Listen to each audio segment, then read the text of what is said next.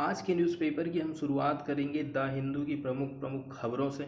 इसके साथ साथ में पीआईबी की जो खबरें हैं उनको भी हम अब चालू कर देंगे और एडिटोरियल को हम अब लास्ट में डिस्कस करेंगे। ठीक है, अब जिनको लगता है कि एडिटोरियल हमारे काम का नहीं है तो वो लोग न्यूज़ बस देख सकते हैं, और जिनको लगता है कि हमें न्यूज़ भी देखना है एडिटोरियल भी देखना है, एडिटोरियल वैसे बहुत महत्वपूर्ण होता है। आप कोई एग्ज़ाम दे रहे हैं या नहीं दे रहे हैं, कम से कम आप किसी को कोई चीज़ बोल तो पाएंगे, उनको अच्छे से एक्सप्लेन तो कर पाएंगे, इसलिए एडिटोरियल बहुत महत्वपूर्ण होता है। तो न्यूज़ के अलावा 3 एडिटोरियल आज हम रखे हैं। पहले नंबर का है पर्यावरण से संबंधित एक इंडेक्स है। हाल ही में एक पर्यावरणीय इंडेक्स इंटरनेशनल रूप से जारी किया गया था। बहुत सारे देशों की इसमें रैंकिंग प्रोवाइड करी जाती है, ठीक है, लेकिन इस बार भारत को इसमें काफ़ी लो लेवल पर बताया गया है, इसलिए भारत इससे नाराज़ हो गया। उनका कहना है हम तो हमारे देश में बहुत अच्छा पर्यावरण संबंधी प्रोटेक्शन का काम कर रहे हैं, आप कैसे हमको पीछे कर दे रहे हो। तो कुल मिलाकर के इस इंडेक्स का आलोचनात्मक रूप से परीक्षण किया गया, उसको क्रिटिसाइज़ किया गया। पहले नंबर का आर्टिकल ये रहेगा। सेकंड नंबर का आर्टिकल हमारा रहेगा टाइगर की काउंटिंग से रिलेटेड। टाइगर की जनसंख्या हमारे देश में बढ़ रही है, तो क्या हमें खुश होने की ज़रूरत है? क्या आपको लग रहा है कि इसी प्रकार से इनकी जनसंख्या बढ़ते जाती है तो ये कभी विलुप्त नहीं होंगे? सेकंड आर्टिकल टाइगर की काउंटिंग पर है। और सबसे जो लास्ट नंबर का आर्टिकल है हमारा तीसरे नंबर का, वो शराब की बंदी को लेकर के पार्टिकुलर गुजरात को ध्यान में रखते हुए लिखा गया। इसमें बताया जाता है कि यदि आप शराब को बंद कर रहे हो तो कौन कौन से उससे फ़ायदे होने वाले हैं, कौन कौन से उससे नुकसान होने वाले हैं। ये मेन इसी बात पर फोकस करता है।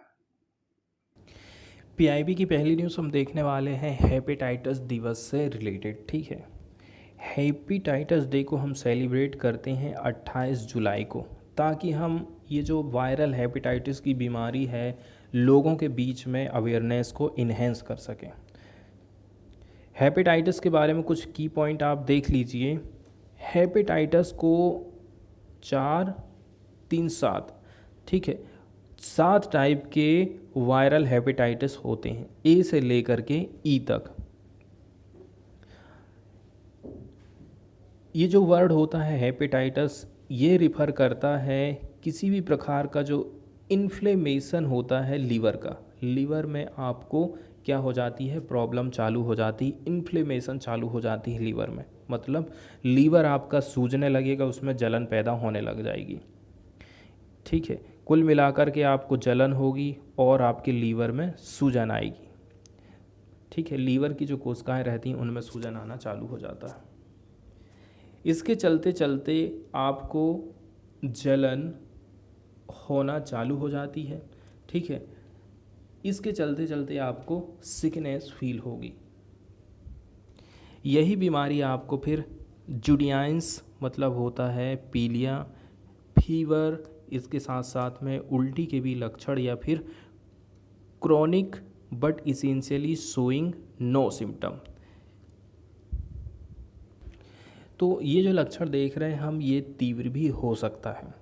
यकृत की सूजन जिस बीमारी से हो रही है उसमें पीलिया है, बुखार है, उल्टी शामिल हो सकती है। यकृत की सूजन 6 महीने से अधिक समय तक भी रह सकती है, लेकिन अनिवार्य रूप से इसका कोई लक्षण हमें दिखाई नहीं देता। इसके रीजन बताए जाते हैं। नॉर्मली ABCDE सहित हेपेट्रोपिक मतलब कि यकृत निर्देशित वायरस के एक समूह को बताता है कि इतने सारे वायरस का एक ग्रुप है। अन्य वायरस का भी इसका कारण बना सकता है, जैसे कि वेरिकाला वायरस जो कि चिकन पॉक्स के कारण बनता है, इससे भी हेपेटाइटिस फैल जाता है। सार्स कोविड-19 पैदा करने वाला वायरस भी यकृत को नुकसान पहुंचाता है। और भी कुछ कारण है, जैसे कि ड्रग्स, अल्कोहल का यूज़ करना, यकृत में वसा बन जाती है जिसको हम फैटी लीवर हेपेटाइटिस बोलते हैं, या फिर एक ऑटो इम्यून प्रक्रिया भी इसमें शामिल है, जिसमें एक व्यक्ति का शरीर एंटीबॉडी बनाएगा जो यकृत पर फिर हमला चालू कर देते हैं। हेपेटाइटिस एकमात्र संचारी रोग है, एक व्यक्ति से दूसरे व्यक्ति पर फैलता है, जिसकी मृत्यु दर में वृद्धि हो रही है।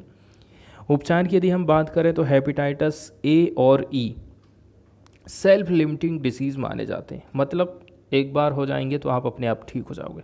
इसके लिए किसी विशिष्ट एंटीवायरल मेडिसिन की ज़रूरत नहीं है, लेकिन जो हेपेटाइटिस बी और सी है इसके लिए दवाई बनाई गई हैं।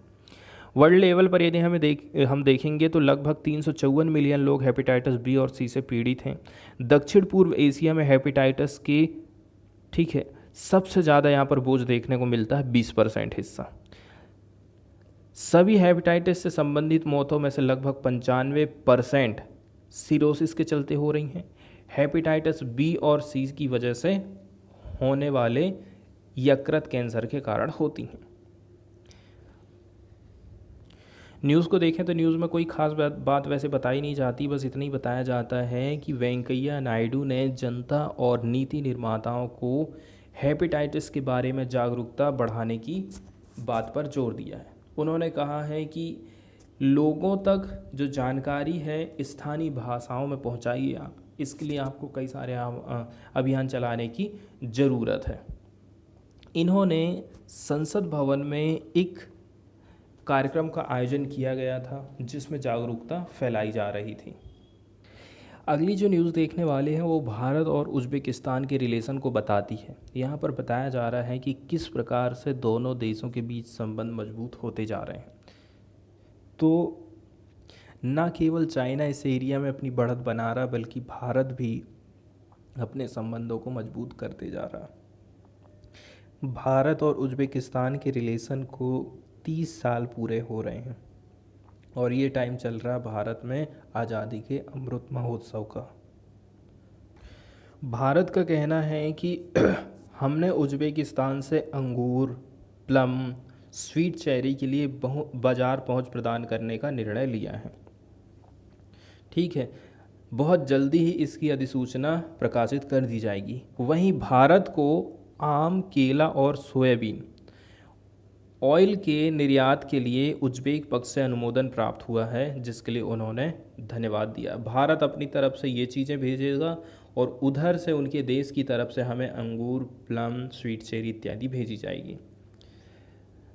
तोमर ने उज़्बेक पक्ष से अनार, आलू, पपीता और गेहूं की अनुमति में तेज़ी लाने का अनुरोध किया है ताकि हम ज़्यादा से ज़्यादा माल उनके देश में सप्लाई कर सकें। सरकार का कहना है कि हम किसानों, वैज्ञानिकों, ठीक है, सबका सपोर्ट है और सरकार की किसान हितैषी नीति है, इसके कारण देश में उत्पादन काफ़ी बढ़ गया है। इसके साथ साथ में भारत शिक्षा और अनुसंधान में भी काफ़ी अच्छा काम कर रहा है। नरेंद्र मोदी चाहते हैं कि भारत में कृषि के विकास का लाभ पूरी दुनिया को मिले, इसलिए हम इंपोर्ट और एक्सपोर्ट के दरवाजे उज़्बेकिस्तान के साथ में खोल रहे हैं। द हिंदू की पहली खबर हम देखने वाले हैं तमिलनाडु से संबंधित। ठीक है, नरेंद्र मोदी का कहना है कि खेलों के लिए इससे बेहतर समय कभी नहीं हो सकता, ऐसा नरेंद्र मोदी का कहना है। क्योंकि जिस हिसाब से भारत इंटरनेशनल में मेडल जीतते जा रहा है ना, इससे हमारी सरकार काफ़ी उत्साहित है। इसी के चलते चलते उनका इस प्रकार का स्टेटमेंट आया है। प्राइम मिनिस्टर नरेंद्र मोदी ने उद्घाटन किया था, इनॉग्रेट किया था फिडे 44वें नंबर की चेस शतरंज की एक प्रतियोगिता है, चेस ओलंपियाड। ठीक है, FIDE 44th chess olympiad Tamil Nadu में इस मसाल का उद्घाटन किया गया था। अब बताया जा रहा है यदि आप स्पोर्ट्स के मामले में देख लोगे ना, तो भारत आज के टाइम में बहुत कम हार रहा है। There are winners and there are future winners, मतलब आज के टाइम में भी हमारे पास विनर्स है और आने वाली पीढ़ी भी हमारी विनर्स ही रहेगी, ऐसा डिक्लेयर किया था प्राइम मिनिस्टर नरेंद्र मोदी ने जब वो इनॉग्रेट कर रहे थे फिडे 44वें नंबर की चेस ओलंपियाड को चेन्नई में थर्सडे के दिन। उन्होंने हाईलाइट किया था हाल ही में इंडिया की जो रिसेंट सक्सेस मिल रही है इंटरनेशनल स्पोर्ट के क्षेत्र में। मिस्टर मोदी ने पॉइंट आउट किया था कि जो स्पोर्ट है इसने विश्व को आपस में जोड़ के रख दिया है। विश्व के सभी जो कंट्री है ना आपस में मिल रही हैं, जुल रही हैं ड्यूरिंग द कोरोना। आगे उन्होंने इस बात को भी नोट किया था कि काफ़ी इम्पोर्टेंट जो टूर्नामेंट होता है चेस का, ठीक है, ये पहली बार इंडिया आया है और माना जाता है कि ये 75 साल जब हम सेलिब्रेट करेंगे आज़ादी के, आज़ादी का जब हम 75वां साल मनाएंगे तो ऐसे टाइम में ये घर बन जाएगा किसका? चेस का। मिस्टर मोदी का कहना है, ठीक है, इससे अच्छा अवसर और कुछ भी नहीं हो सकता है। हमारे देश में बेस्ट एवर परफॉर्मेंस करने वाले व्यक्ति हैं ओलंपिक्स में, चाहे वो पैरा ओलंपिक्स हो, चाहे वो डिफ्लाइमिंग्स हो। हमने हासिल किया है ग्लोरी को even in sports where we had not won earlier. ऐसे क्षेत्र जिसमें हम पहले कभी नहीं जीते थे, उन क्षेत्र में भी आज हम जीत हासिल कर पाए हैं। टेक्स्ट वाले पेज से आप कुछ डेटा को देख लीजिए जिसमें ग्रीन एनर्जी प्रोजेक्ट को लेकर के कुछ जानकारी दी गई है, ठीक है। ये हमारे लिए काफ़ी इम्पोर्टेंट होती है। 6.2, ठीक है, बिलियन डॉलर इतने अमाउंट का इन्वेस्टमेंट किया गया है ONGC के द्वारा, और इसका जो पार्टनर है उसके द्वारा। कहाँ पर? ग्रीन एनर्जी प्रोजेक्ट में, ताकि प्रोड्यूस किया जा सके कार्बन फ्री हाइड्रोजन को, इसके साथ साथ में ग्रीन अमोनिया को हमारे देश में। ये किस बात का हिस्सा है? ये इस बात का हिस्सा है, भारत चाहता है डीकार्बोनाइजेशन ड्राइव चलाना चाहता है, ऐसा ऑफिशियल लोगों का कहना है। ONGC ने सिग्नेचर किया है एक पैक्ट को किसके साथ में? ग्रीन को कंपनी के साथ में, और इसने ये सेटअप करेगा 5.5 से 7 गीगावाट सोलर एनर्जी प्रोजेक्ट को, वाइंड प्रोजेक्ट को।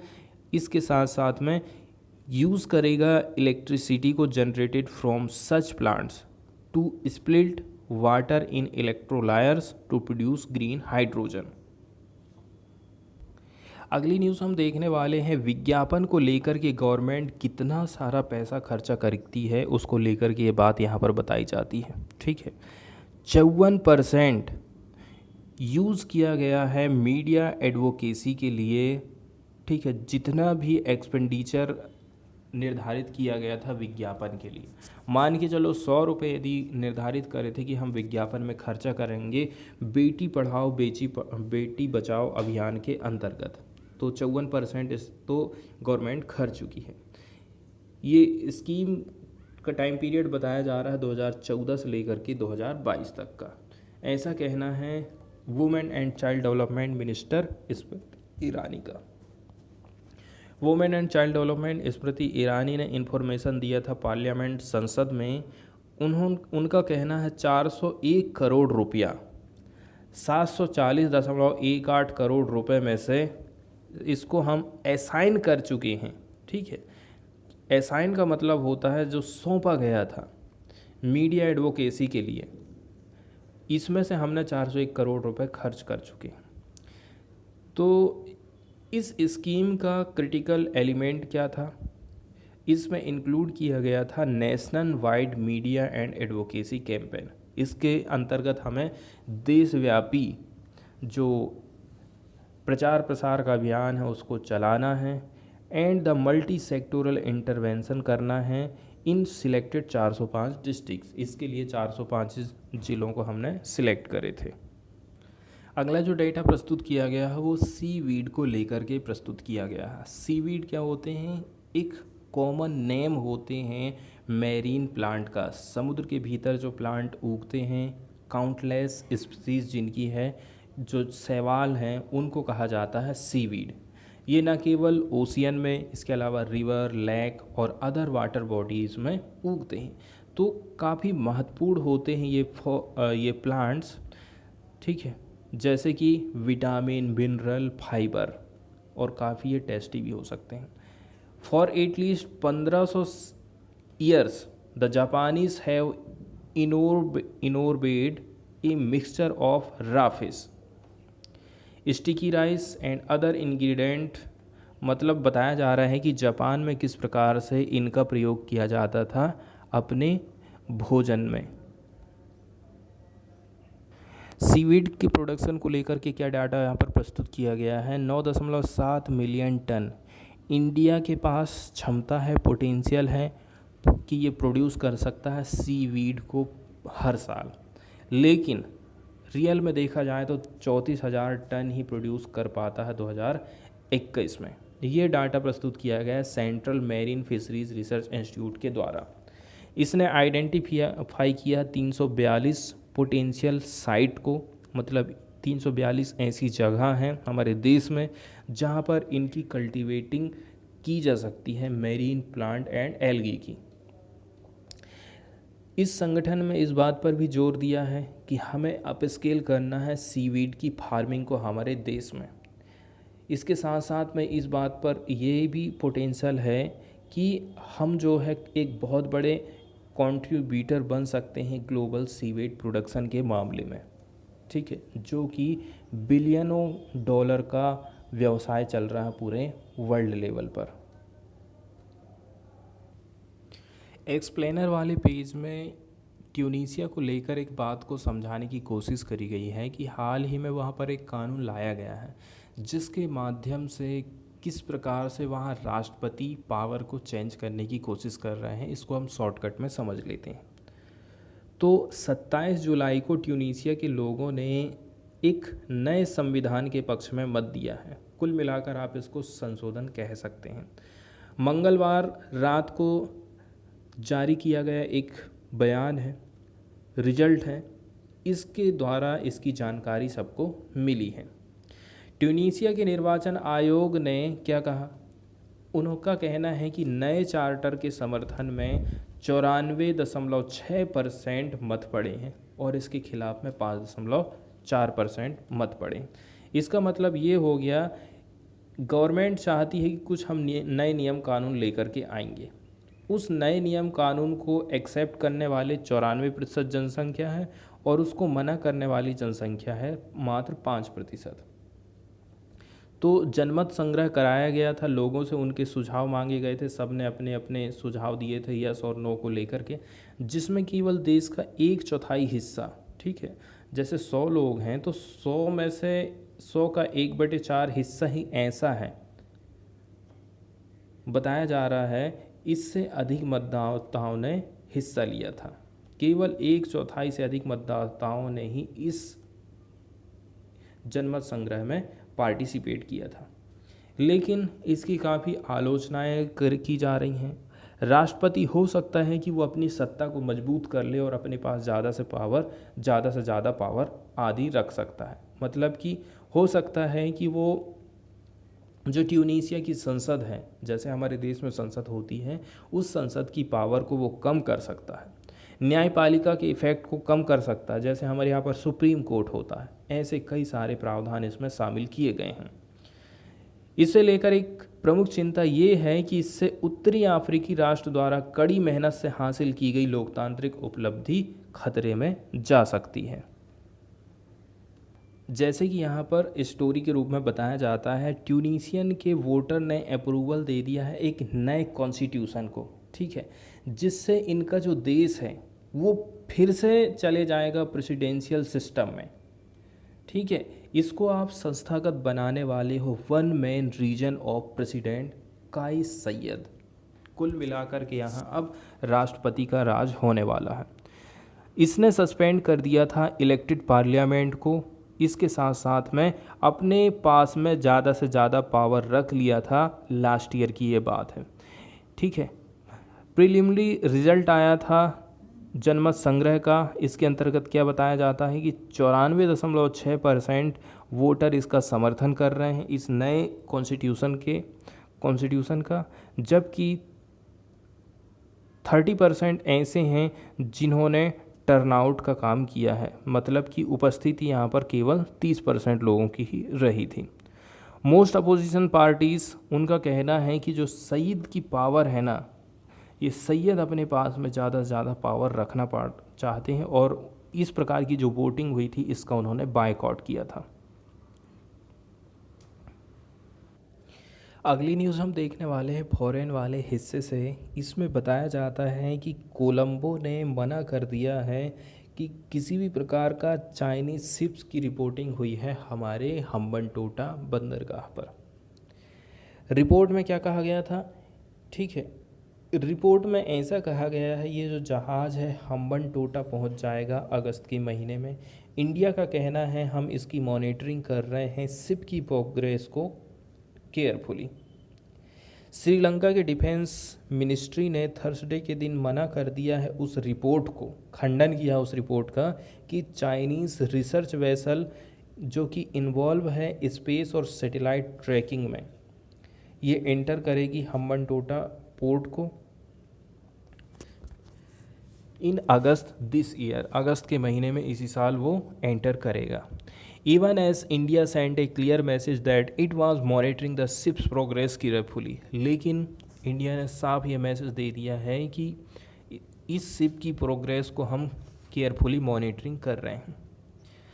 हमारे पास में किसी भी प्रकार की कंफर्मेशन नहीं है इस प्रकार के वेसल्स की जो कि हम्बनटोटा पोर्ट तक आ सके, ऐसा कहना डिफेंस मिनिस्ट्री स्पोक पर्सन का। ठीक है, जब इनसे पूछा गया है इस रिपोर्ट के बारे में।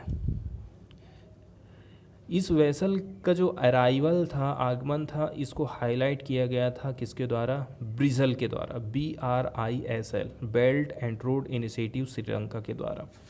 एक कोलंबो बेस्ड ऑर्गेनाइजेशन है जो कि स्टडी करता है चाइना के एम्बिशियस कनेक्टिविटी प्रोजेक्ट को।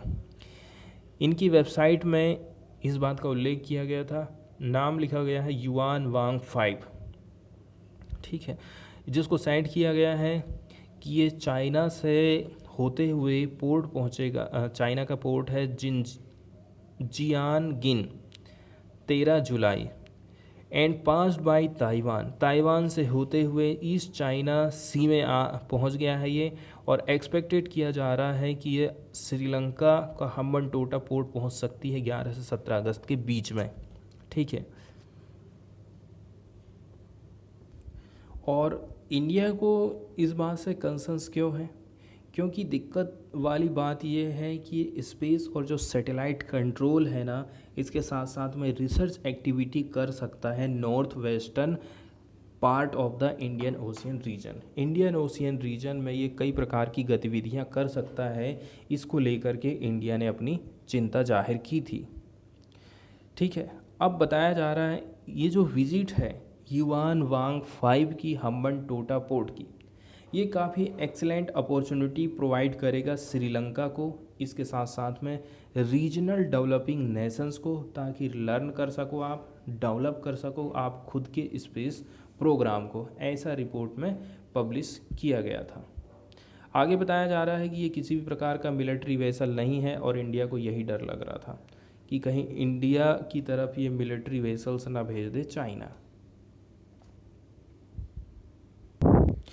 अगली जो न्यूज़ आई है world wild life protection act से संबंधित आई है। हाल ही में ये काफ़ी न्यूज़ में रहा था, इसको लेकर के मैं भी कुछ वीडियो बना चुका हूँ वाइल्ड लाइफ प्रोटेक्शन एक्ट को लेकर के, जिसमें नए नियम ये लाए गए हैं कि यदि आप या कोई व्यक्ति या कोई कंपनी पर्यावरण से संबंधित कोई छोटा मोटा अपराध करती है तो सरकार उसके लिए अब उसको जेल में नहीं डालेगी। हालांकि ऐसे हमने कोई केस नहीं देखे हैं जिसमें सरकार ने लोगों को जेल में डाली हो, ज़्यादातर फाइन लगाकर ही उनको छोड़ दिया जाता। लेकिन गवर्नमेंट पर्यावरण से संबंधित नियमों में और भी ज़्यादा ढील देते हुए ये एक्ट को लेकर के आई थी। ठीक है, जिसमें जेल की जो टर्म है उसको कम कर दिया गया है या फिर उसको हटा दिया गया है यदि आप छोटे मोटे कोई अपराध करते हो तो।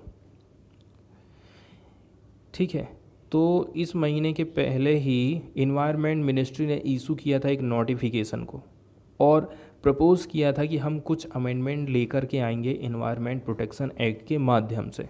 ये रिप्लेस कर देगा जो पहले का एक नियम चलता था पर्यावरण संरक्षण वाला, उसको। यदि कोई वॉयलेटर है तो उसको जेल की बजाय उसको अब फाइन देना पड़ेगा। मतलब कि सरकार कह रही है आप पैसा दे दो, हम आपको छोड़ देंगे। फाइन लेकिन इसमें बढ़ा दी गई है। पहले का क्या प्रावधान था कि पहले यदि कोई पर्यावरण से संबंधित नियम कानूनों का उल्लंघन करता है तो उसको 5 साल की सज़ा का प्रावधान किया गया था। इसके ऊपर 1 लाख रुपए का जुर्माना भी लग सकता था या फिर दोनों सज़ा हो सकती थी। जबकि यदि आप इस वायलेशन को कंटिन्यू करते हो तो आपको एडिशनल फाइन देना पड़ेगा 5,000 रुपया हर दिन के हिसाब से।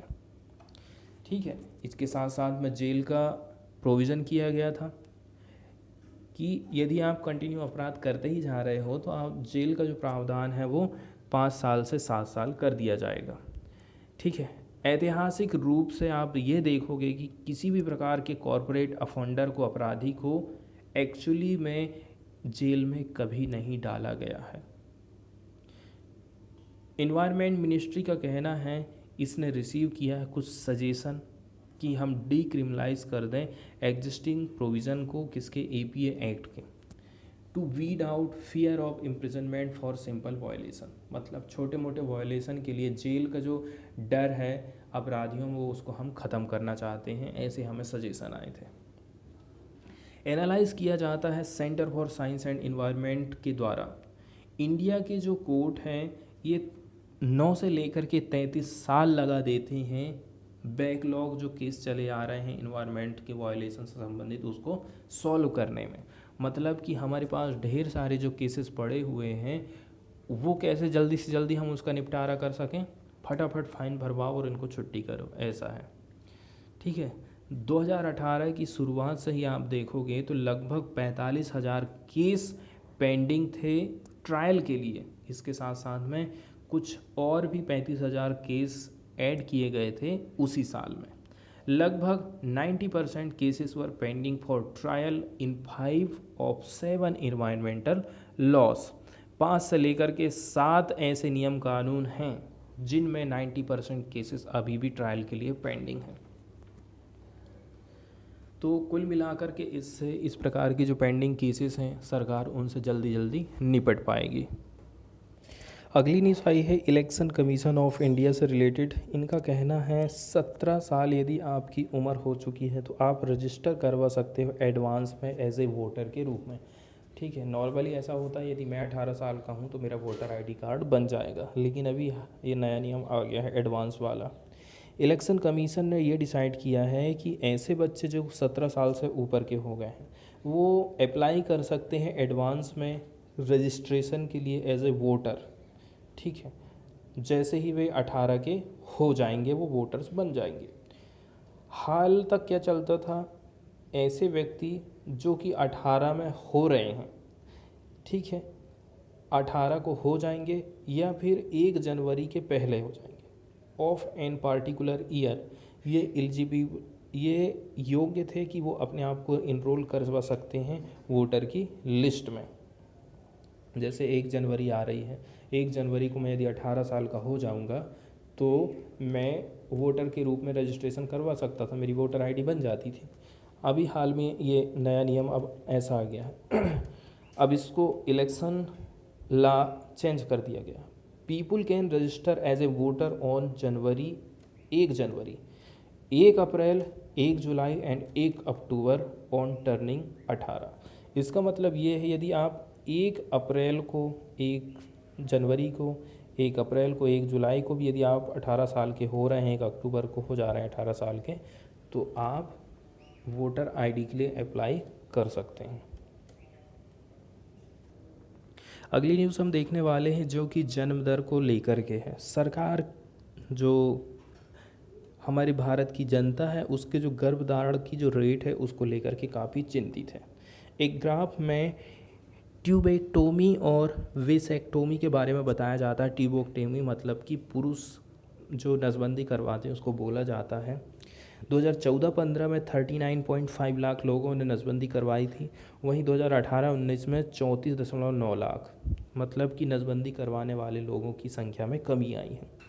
महिलाओं का आंकड़े यदि आप देखो तो 78,366 से 49,582 हो गई है। कुल मिलाकर यदि नसबंदी नहीं कराई जा रही है तो जो जन्म दर है हमारे यहाँ पर वो बढ़ती जा रही है, ये अंदाज़ा आप लगा सकते हो। स्वास्थ्य मंत्रालय ने एक सप्ताह के शुरू में जारी करके अपने एक परिवार नियोजन विजन 2030 के डॉक्यूमेंट में कहा था कि कुछ एरिया ऐसा है जहाँ पर प्रजनन क्षमता जो जन्म दर है काफ़ी ज़्यादा है, भले ही भारत की जो देश भर की जो जन्म दर है वो स्थिर हो गई है या फिर कम हो गई है। इसका मतलब ये है कि हमें परिवार नियोजन कार्यक्रम में पुरुषों की भागीदारी को बढ़ाना पड़ेगा और जो गर्भरोधक उपाय हैं उनको हमें प्राथमिकता देना पड़ेगा। ऐसे कई सारे कारकों की पहचान की गई है जो विवाहित किशोरों और युवा महिलाओं के बीच कम गर्भ निरोधक उपाय की व्याख्या बताते हैं। दो सबसे महत्वपूर्ण कारण बताए गए हैं, बाल विवाह हो जाना। सेकंड नंबर की बात यह है उसी किशोर अवस्था में गर्भ का धारण कर लेना। 118 से अधिक ज़िले ऐसे हैं जहां पर कम उम्र में मतलब कम एज में गर्भ धारण के एग्जाम्पल हमको देखने को मिले हैं, जैसे कि बिहार 19%, पश्चिम बंगाल 15%, असम 13%, महाराष्ट्र 13%, झारखंड 10%, आंध्र प्रदेश 7%, त्रिपुरा 4, ऐसा दस्तावेज में बताया जाता है। भारत के 44% से ज़्यादा डिस्ट्रिक्ट ऐसे हैं जहाँ पर 18 वर्ष की आयु तक पहुँचने से पहले ही लड़कियों की शादी हो जाती है। इसका परसेंटेज हमारे यहाँ पर बहुत ज़्यादा है। वो कौन कौन से ज़िले हैं? बिहार, बंगाल, झारखंड, असम। बिहार 17%, बंगाल 8%, झारखंड 7%, असम 4%। भारत की जनसंख्या को लेकर के कुछ डेटा यहाँ पर प्रस्तुत किया गया है। बताया जा रहा है एडोलसेंस, जिसको हम किशोर अवस्था बोलते हैं। एडोलसेंट पॉपुलेशन हमारी पहुँच जाएगी 22.9 करोड़, मतलब 229 मिलियन 2031 तक, और आगे ये 22 करोड़ हो जाएगी 220 मिलियन 2036 तक। यूथ की जो पॉपुलेशन है जिसका एज ग्रुप बताया जा रहा है 15 से लेकर के 24, ये इंक्रीज़ हो गई है 23.3 करोड़ थी पहले, 233 मिलियन थी 2011 में, जो कि बढ़ कर के 25.2 करोड़ हो गई है, 252 मिलियन हो गई 2021 में। आज के टाइम में देखोगे तो हमें डिक्लाइन देखने को मिल रहा है, मतलब गिरावट देखने को मिल रही है to reach 23.4 crore 234 million in 2031 में 23.4 करोड़ हो जाएगी, और 22.9 करोड़ हो जाएगी 2036 आते आते तक। कम क्यों हो जाएगी? क्योंकि कि जैसे जैसे टाइम बीतते जाएगा वैसे वैसे जो हमारे देश के युवा बच्चे हैं वो उनकी उम्र बढ़ते जाएगी, वो बूढ़े होते जाएंगे। गवर्नमेंट का कहना है कि जो मेल कॉन्ट्रासेप्टिव मेथड हैं लार्जली लिमिटेड टू कंडोम्स, ठीक है, ये निरोध तक ही जो कॉन्ट्रासेप्टिव मेथड है वो स्थिर हो गई हैं। मेल स्टरलाइजेशन का जो रेट है वो 0.3% रहा है। इसका जो विज़न है जिसमें इंक्लूड किया गया है एक प्लान को, ताकि यूज़ किया जा सके प्राइवेट सेक्टर को कि ये प्रोवाइड करें मॉडर्न कॉन्ट्रासेप्टिव्स को, मतलब आधुनिक जो गर्भ निरोधक उपाय हैं उनको प्राइवेट सेक्टर में भी हम अवेलेबल कराएंगे। प्राइवेट सेक्टर की भी हम सहायता लेने वाले हैं। प्राइवेट सेक्टर कंट्रीब्यूट करता है 45% शेयर ऑफ पिल्स, ठीक है, and 40% share of condoms. For other reversible contraceptive like injectables the share is 30%, 24% है IUCD। ये कुछ गर्भ निरोधक उपाय बताए गए हैं जिनका कितना परसेंट योगदान रहा है उसका यहाँ पर वर्णन किया गया। प्रायोरिटी एरिया की यदि हम बात करें तो डॉक्यूमेंट में इस बात को भी नोट किया गया है कि चूँकि यहाँ पर हमें स्टेडी डिक्लाइन देखने को मिल रहा है टीनेज चाइल्ड बियरिंग में, मतलब जो कम उम्र की बच्चियाँ हैं वो उतनी ज़्यादा गर्भवती नहीं हो रही हैं। 7.9% से 6.8% में ये गिरावट आ गई है। इसका मतलब ये है कि पहले 100 में से 7 बच्चियाँ ऐसी थी जो कम उम्र में ही गर्भधारण कर लेती थी। आज के टाइम में 100 से ये 6.8 में आंकड़ा पहुंच गया है। तो ये हमारा जो है प्रायोरिटी वाला एरिया रहेगा जिसको रिक्वायर है कि हम इसको एड्रेस करें, specially since India will continue to have one of the youngest population in the world until 2030 तक हमारी जो जनसंख्या है ना सबसे यंगेस्ट रहेगी।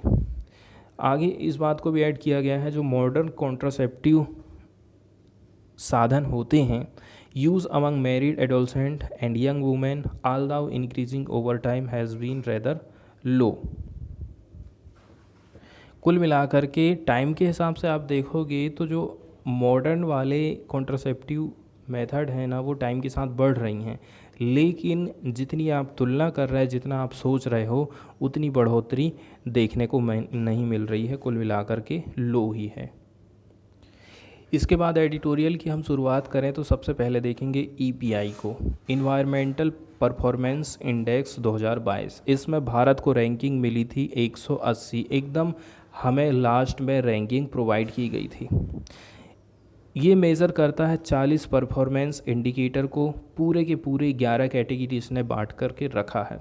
इसको प्रिपेयर करता है रिसर्चर्स कहाँ के, Yale and Columbia universities US के। आगे कहा जा रहा है कि ये जो इंडेक्स है ना, इसने बायस एंगल मतलब भेदभावपूर्ण एंगल का इस्तेमाल किया है ग्लोबली नॉर्थ को। यदि आप देखोगे मतलब कि जो गरीब देश हैं, छोटे देश, गरीब देश हैं, बड़े देश हैं, इनको रैंकिंग कम दी गई है, और जो नॉर्थ वाले जो अमीर देश हैं, ठीक है, उनको इसने अच्छी रैंकिंग प्रोवाइड करी है। इसलिए इसको बायस नेचर वाला कहा गया, मतलब भेदभावपूर्ण माना गया है। पहले नंबर की बात है इसकी मेथडोलॉजी को लेकर के, ये जो जिस विधि का इस्तेमाल करता है उसमें क्या समस्या है, ठीक है। इसकी जो रेटिंग है वो होता है सब्जेक्टिव एक्सरसाइज वाली, लेकिन जो गुड रेटिंग सिस्टम होता है वो ट्राई करता है कि हम सब्जेक्टिविटी को कम से कम कर सकें। इसका मतलब क्या हो गया है कि हमने जितने भी इंडिकेटर यूज़ करे हैं उनको हम नॉर्मल करें, उनको आप सामान्य करिए। इसके बाद में आप डेवलप करिए consensus around the subjective issue, और उसके बाद जो सब्जेक्टिव इशू है उस पर सहमति अपनी व्यक्त करिए। पहला स्टेप सब्जेक्टिविटी को रिमूव करने का, जितना जल्दी से जल्दी पॉसिबल हो सके आप उसको सब्जेक्टिविटी को यहाँ से हटा दीजिए। यदि आप ऐसा नहीं कर सकते हो तो आप कंपेयर करने लगोगे एप्पल को ऑरेंज के साथ में, यदि आप इंडिकेटर को नॉर्मलाइज नहीं करते हो। सेकंड नंबर का स्टेप ऐसा है कि आप इंडिकेटर को नॉर्मलाइज कर दीजिए। तीसरे नंबर की बात यह है देयर इज़ ए सब्जेक्टिविटी, यहाँ कहीं भी सब्जेक्टिविटी रहेगी, you get experts to generate consensus around it, ठीक है। इससे क्या होगा, इससे आम सहमति जो है बन पाएगी। लेकिन यहाँ पर बताया जा रहा है तीनों काम ही नहीं किए गए हैं इस इंडेक्स में। मतलब कि यदि आप इनको नॉर्मल नहीं करते हो ना तो आपको एक्सपर्ट के पास जाना पड़ेगा, तब जाके आप जनरेट कर पाओगे आम सहमति को इससे संबंधित, ठीक है। आगे कहा जा रहा है लेकिन ये तो पीर रिव्यू स्टडी है, ग्रुप में इसको, समूह में इसका अध्ययन किया गया है, तो फिर आप कैसे कह रहे हो। उनका कहना है कि मुझे किसी बात का कोई श्योर नहीं है कि ये किस प्रकार की पीर रिव्यू स्टडी मानी गई है। If you look at the indicator, even a person with bias basic knowledge of the ratings would tell you that the indicator have not been normalize. तो कुल मिलाकर के इंडिकेटर को नॉर्मलाइज करने वाली बात यहाँ पर करी जाती है। अच्छा, क्या आप ऐसा कोई एग्जाम्पल दे सकते हो जहाँ पर आपको लग रहा है कि नॉर्मलाइजेशन नहीं किया गया है, ठीक है। एक एग्जाम्पल यहाँ पर ये बताया जाता है कि इरिट्रिया की तुलना आप भारत से कैसे कर दे रहे हो। इरिट्रिया का जो टोटल फॉरेस्ट कवर है वो 50 हेक्टेयर का है, जो कि सिमिलर है दिल्ली के फॉरेस्ट कवर के बराबर। अब आप कैसे करके कंपेयर कर सकते हो एब्सोल्यूट ट्री कवर को, कवर लॉस को of a country with 50 hectare dense forest. ऐसा कहना है इंडिया का with million of hectare dense forest and a tree cover loss of 1 lakh hectare. आगे इसमें जो पॉइंट इस्तेमाल किए जाते हैं, अंक इस्तेमाल किए जाते हैं, उनको क्या कहा जाता है एग्जाम्पल के तौर पर, ठीक है। अब आप सभी कंट्री को 7 और 9 नंबर दे रहे हो 10 में से। Some country will still end up at 180 because कुछ देश हैं जो एकदम पीछे चले जा रहे हैं। क्यों? क्योंकि इन्होंने 7 नंबर प्राप्त किया है, जहाँ पर कुछ ऐसे जिन्होंने 7.1 प्राप्त कर लिया है और उससे ज़्यादा प्राप्त कर लिया है, तो 180 इंडिया को दे दिए। तो इसका मतलब क्या है? इसका मतलब ये है कि आप कैसे करके इन्वायरमेंटल परफॉर्मेंस को बता पा रहे हो, ठीक है। यहाँ से क्या बात सिद्ध होती है? यहाँ से कोई बात सिद्ध नहीं होती है।